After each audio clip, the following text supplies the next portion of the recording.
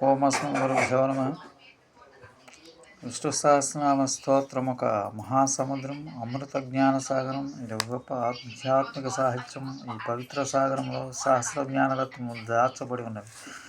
ఇందులోని ప్రతిరత్నము అమూల్యమైన సహస్ర శత ఆదిత్య తేజముతో ప్రకాశించున్నది. అట్టి జ్ఞాన జ్యోతిలో తడిచిన వాని అజ్ఞానం అంతమొందించబడుచున్నది, అమృతత్వం ప్రసాదించబడుతున్నది. భగవానుడు ప్రేమస్వరూపుడు. భగవన్నామం ప్రేమమయం. వాచ్యకయోర భేద. నామమునకు నామకి తేడా లేదు. నామం జీవును నామం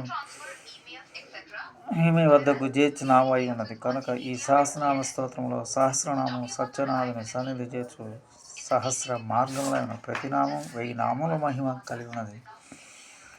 నిత్య వెలుగు విరాజమే 1000 నామాలతో వేదనారాయణ వర్ణించి తృప్తి చెందాడు వ్యాస భగవానుడు. కీర్తించి సంతృప్తి నొందాడు భక్తాగ్రగణ్యుడైన భీష్ముడు.